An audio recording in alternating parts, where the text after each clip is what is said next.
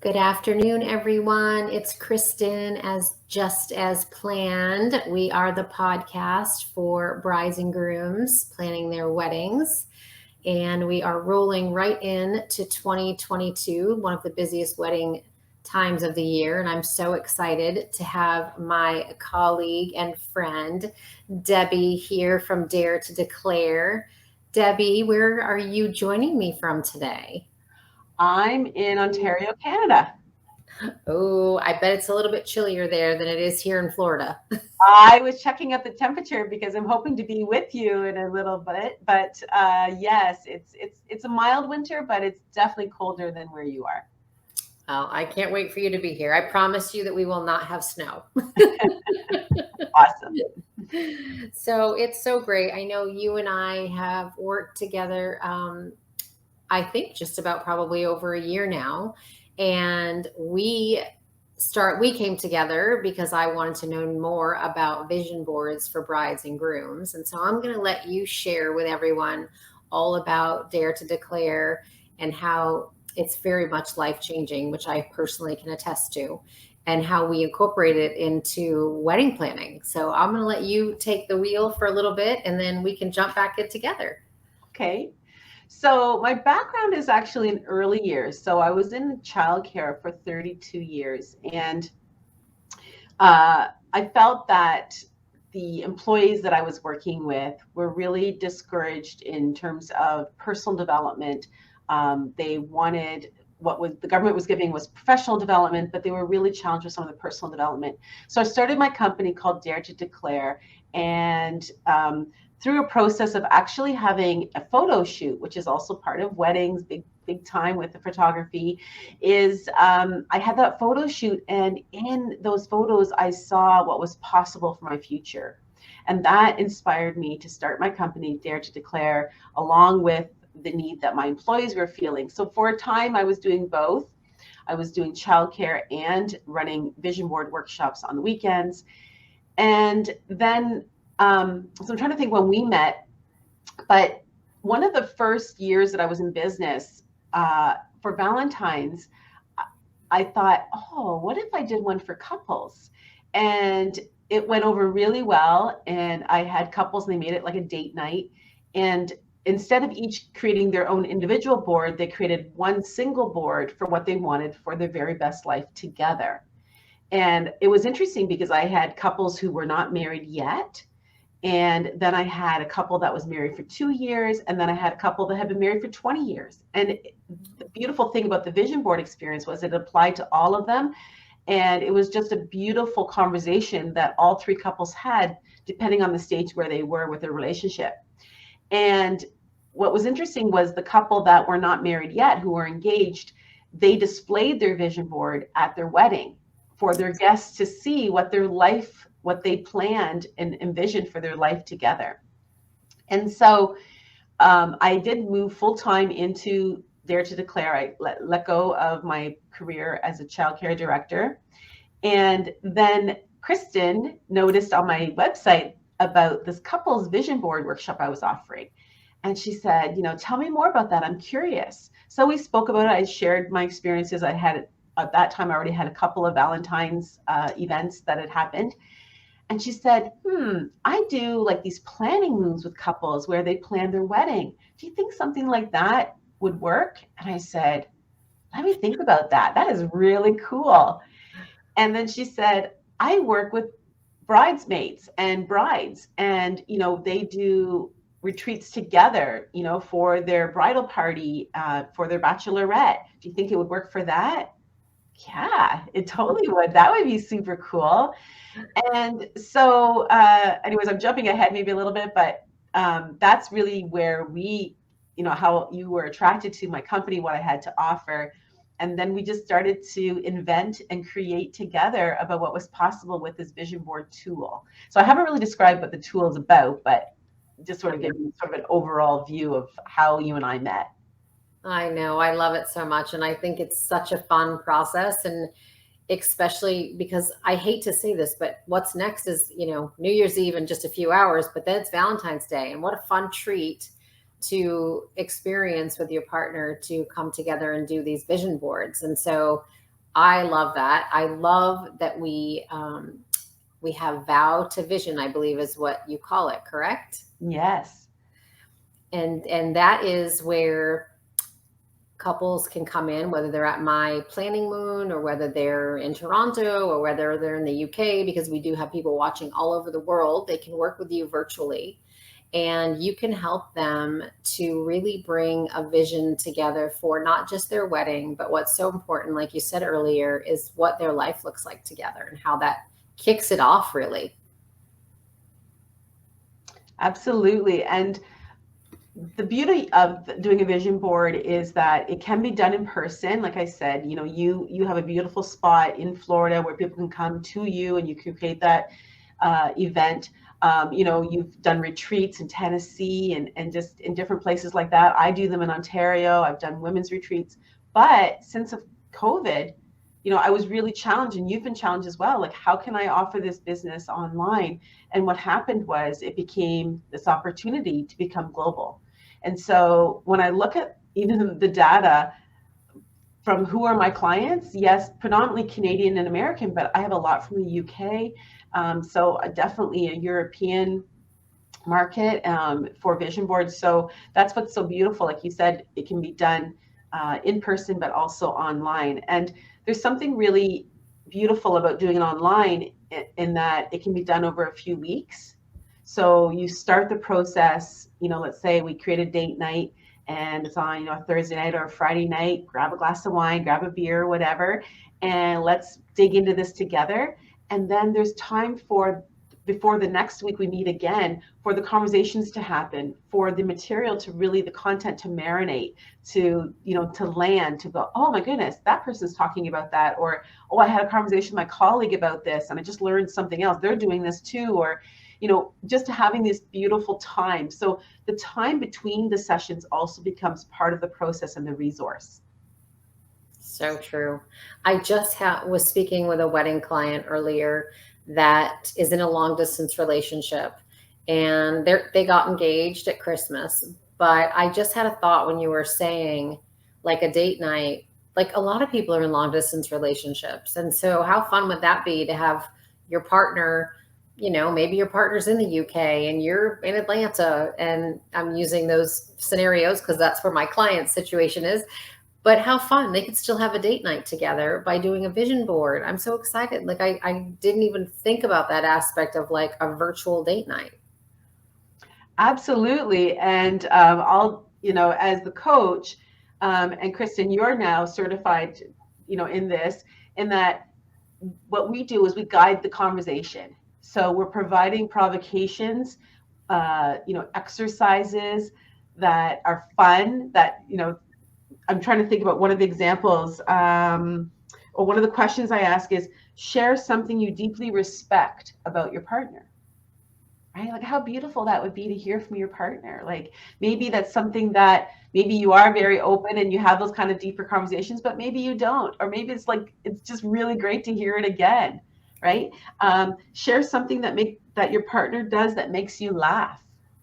It's just fun. And then, you can share it with each other, but I would be listening, or you'd be listening as well, Kristen, to be able to hear that and just to relive that and just to raise that vibration and just to strengthen the love that you have for each other.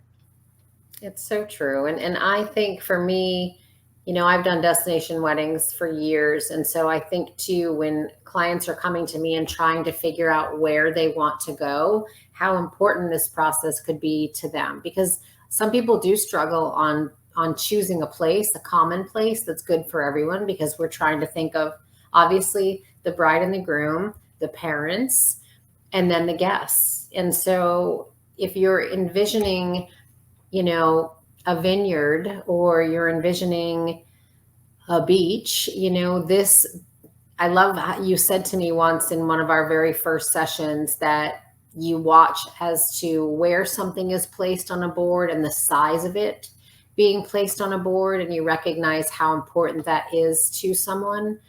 And I always think of that. I think of that when like couples are trying to compromise, because let's face it, it's all about the compromise. Are they putting those pieces together the same, and how that comes together? And I think that's just a really a communication tool, right? So it leads to so much more. Yeah, I love that. I was just on a call with a gentleman and we were talking about, he said, how is it possible? Like, he said, I think some of my visions are contradictory. And I said, well, tell me more. And he said, well, I don't want stairs in my home. I want a one floor home. He said, but I also want an office that overlooks a forest. He said, so that has to be on a second floor. And so what I challenged him to say was, does it have to be on a second floor? So let's just get rid of the idea of no stairs or, it has to be second floor or any of that. Let's get to the part that you're really wanting as the vision. Why do you want a forest to look at? Oh, yeah, I want it to be peaceful. I want to have the sense of nature. Well, what about, focusing on that bigger vision, which that's what we would do as well, is when I would talk to a couple, I would ask them to let go of some of the things that maybe they've just held on to as I have to, or I should, or it must be, or, the how. But let's focus on the bigger vision. How do you want that part of your wedding to feel? Yeah. And the way that we get there may be different than what you initially thought it was going to be. Are you open to letting that go? And it's really about the bigger vision, the dream, and the feeling that it's going to invoke. So maybe, you always have this vision of being on the ocean, but it's this feeling of tranquility, of, being private. Well, maybe there's another location that embodies those same things that we can dig into. What is it that it doesn't necessarily have to be on the ocean, but maybe it's by a beautiful pond in a secluded area, in a forested area, whatever. So yeah, so just to see, you get what I'm trying to say, is that it's just about creating that vision and digging in deeper. Yeah, it's true. It's so much more than the pictures in a magazine, which I always still drives me crazy, even as an instructor now. And people say it's a collage. No, it's not. And I'll adjust my screen real quick. I have my vision board, my older one, above. I'm getting ready to start my new one, which I can see yours in the background too. We always have them not far from us, which is so important because we're manifesting what is on that board to come true, correct? So that's what we want our couples to know, is what they're putting out there is putting it out there to the universe and wanting it all to come back. Yeah, absolutely. And I think it's so special when there's this double vibration, when it's two people, it's the couple. And the other piece is, typically a vision board is for your whole life. We don't put bumper pads on it to say it's only for the 1 year. It's really like, what's your dream for the next 10 years, and put it on. So this is a bit of a twist in that it is for the specific day. Mm-hmm. But we do talk about, in a regular vision board, like, what are the 7 areas of your life that you want to cover, like financial, professional, relationships, education. So we've taken a twist on it with the vow to vision, to think about what are the areas that you want to think about for your specific day, because we know this is for the particular event. Although, by having this beautiful vision for your wedding, isn't it beautiful that it isn't just then about the wedding, like you talked about earlier, is that it's for your life?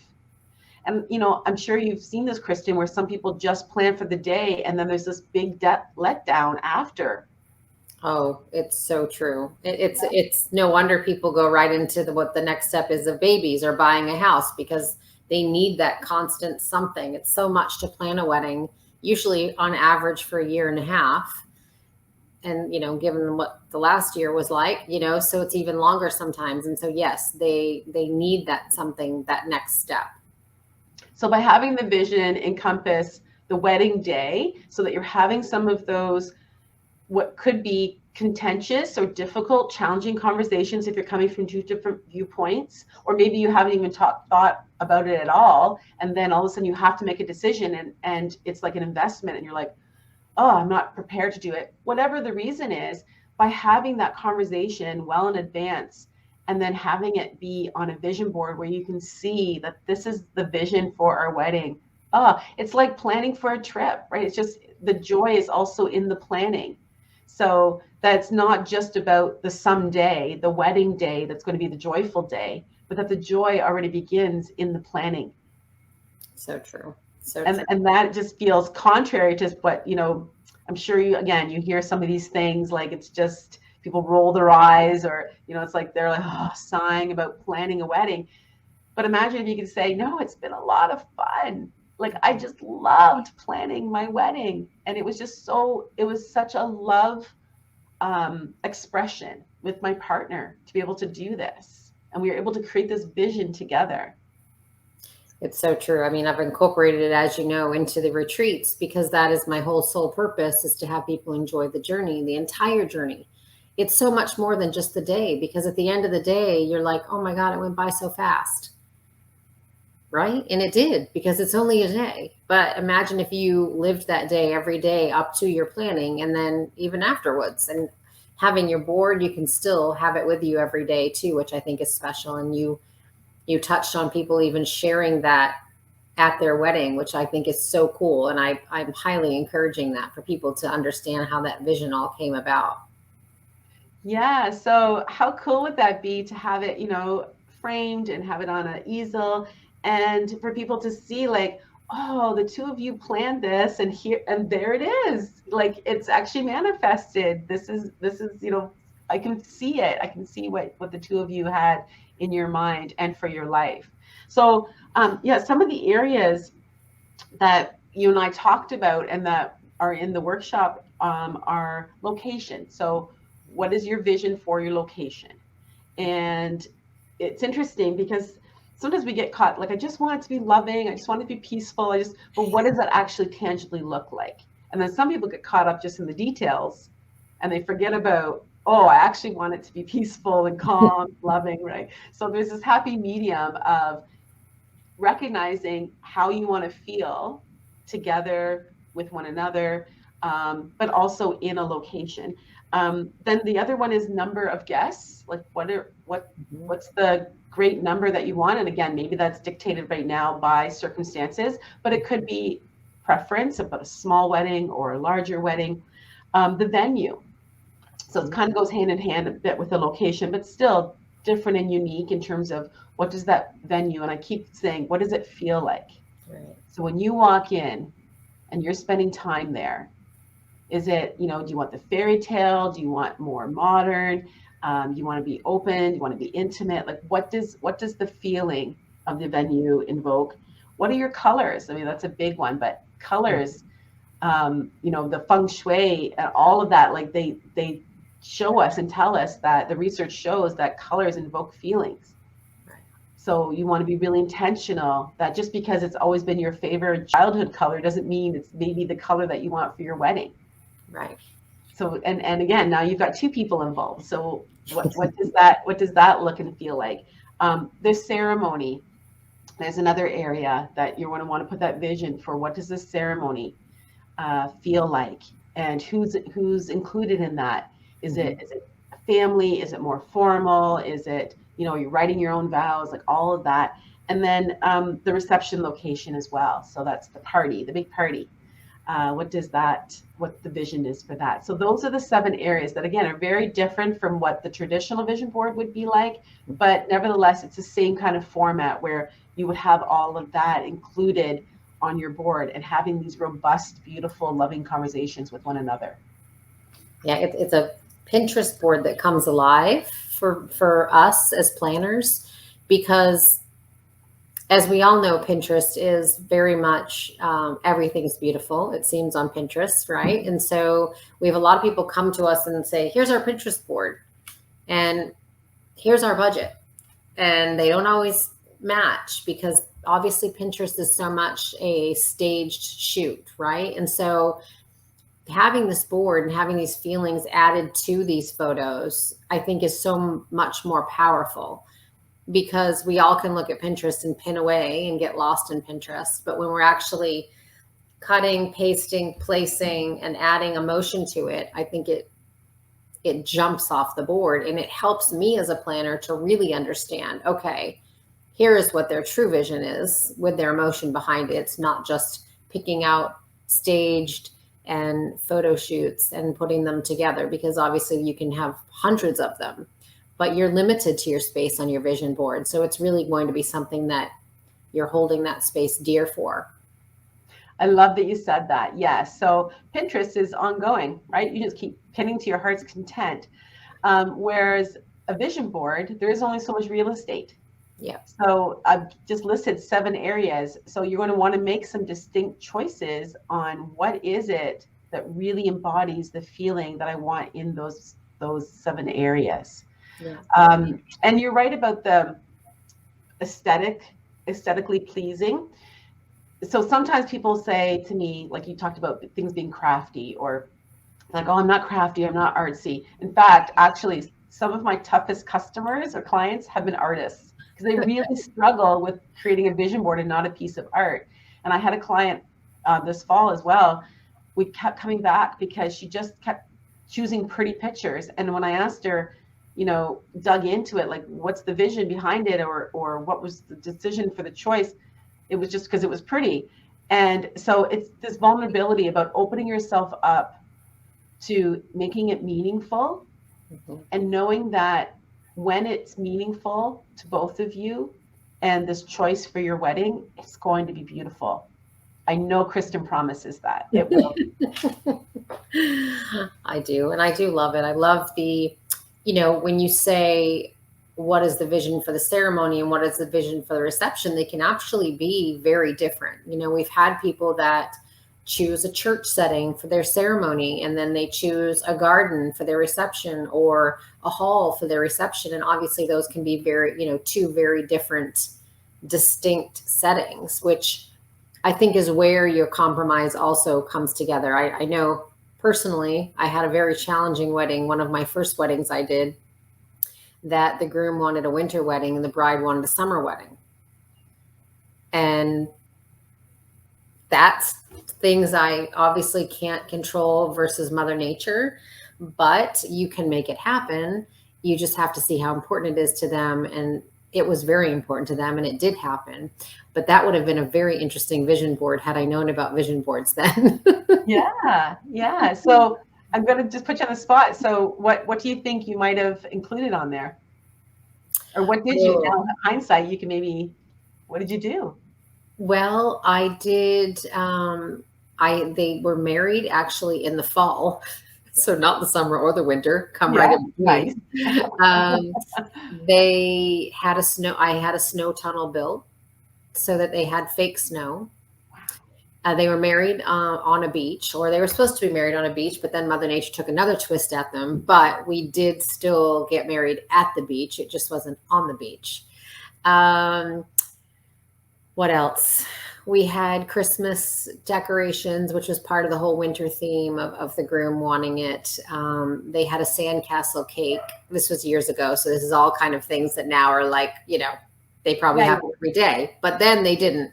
Yeah. So very much included and listened. And I think that's another really big part of this vision board process, is listening to each other, listen to what each other wanted. And then we pulled out the most important things that we possibly could to make it come together. For sure. And, I'm thinking about my own wedding as well, in that some of the challenges were not my husband and I, or my fiance at the time. It was my extended family. Goodness knows, right? Like, so, so having those conversations, I'm just thinking about one of the exercises is really digging into how do you want to involve the family, right? And so that you can have that conversation together, and then you can set up the intention and, if necessary, boundaries, so that before it gets too close to the event or things get heightened in terms of stress levels and so forth, those conversations can be had, and that you're on the same page together. So I'm just trying to see here, but yeah, just talking about love languages, and then also about, communicate with both families, have the brave conversations, who and how will be involved. Yeah. So those are some of the things that are part of the workshop as well. Which is so important, because families do play a big role, especially if they are financially contributing. Yes. A lot of times we have to differentiate between, what I tell people is that it's a gift. It's not their event. They're gifting you this event if they choose to pay, and that while they should have some say, I don't think that it's fair to have all the say. And that's a very hard conversation for people to have with their parents, which is where I come in as a mediator, is to help, further those conversations. And so that is a really big, important part, is how to communicate with your families. And it happens a lot with religious ceremonies. If someone decides they're not wanting to get married in a church and their parents are very strong about that, there's ways that you can have compromise. Again, it's all about compromise and communication and making sure everyone is on the same page.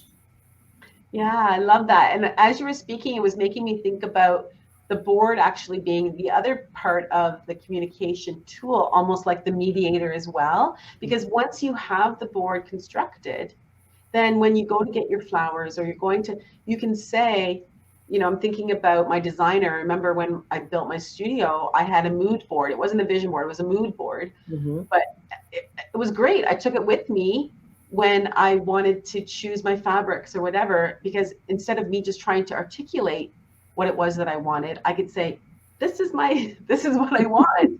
Yep. So, I would either, take a snapshot of it, have it on your phone so you have easy reference, or you can shrink it into an 8x10 or something like that, but that you can take it with you as you're going to talk to the various vendors. Yeah. And even share it with the parents. If you're going through this intimate experience together as a couple, and then next step would be to go to parents if they are involved and saying, here is what our vision is. And, hopefully everyone respects that and moves forward with that process. So it's just such a great experience. And I don't know, I love it. So I feel like everyone would love it. What's not fun about, planning, and it's almost like you can look at it every day. And so you're not just waiting that year, you're able to look at those flowers every day, or look at that tent, or look at that venue, that beach, whatever it is.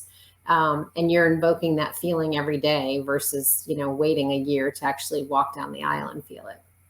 Yeah. And what I also want, when you're speaking, I was thinking about what generally happens is that we plan it but our mind is only as large as what our experiences are, what we know, what we've read, what we've seen. But generally what shows up is bigger and better than what we imagined. So and true. That's the magic. And I just think that for the wedding couple as well, to anticipate that, yes, this is just a beginning, but actually what's going to manifest is going to be bigger and better. Yeah. And carry through, for life. Like you said, it's like a blueprint, right? Like, so when you're sharing that vision board at your wedding, it's like the architect has handed you all the pieces and the parts of what is there. And then people look around going, oh, that's the cake. Oh, those are the flowers. Oh, that's the tent. It's really cool. I love it. I love it so much. So thank you so much, Deb.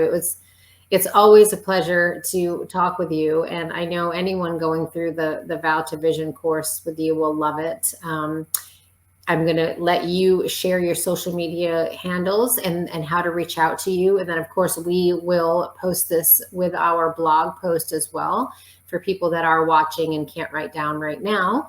But how can people reach out to take the course with you? Sure. So you can reach all of my social media platforms through my website. So it's very simple. You can see it there. It's Declare.com. And otherwise, you can also send me a personal email. It's my name, Debbi, Debbi, at DebbiSluys.com. That's great. And so again, not just for couples, if you wanted to do a vision board experience with your bridal party, if you wanted to do one with parents, how fun would that be to get everyone on the same page? Maybe you could invite both sets of parents to all maybe have this experience together, or some type of coaching program together. It is such an important time, as you know. This is the start of bringing two families together, and it can be very stressful, and you never want to start off on the wrong foot. So I always tell people to really try to make that a peaceful experience, because it's the start, which is going to just carry through for the rest of your lives. So it's super important. Absolutely. Yes, I love that. So as you can tell, Chris and I have just been sort of even here just kind of spitballing, like you can do this, you can do that. So really, I think the best way to, if you've got an idea, we can probably figure it out because this tool is so versatile. So yes, feel free to reach out, and I'd love to have a conversation with you and see how I can support you. And the beauty of this is, like I said, you can be at different time zones, different parts of the world, and you can be connected together over this. I've worked with generations, like I've worked with grandmas and daughters and their granddaughters, and I've done it in person, online. It's just extraordinary. So yeah, I'd love to have a chat with you. Thank you so much. Well, thank you everyone for joining us on this episode. As just as planned, we hope your wedding all goes, of course, just as planned. We'll see you next time. Thanks, Deb. Have a great weekend. Bye. Happy New Year.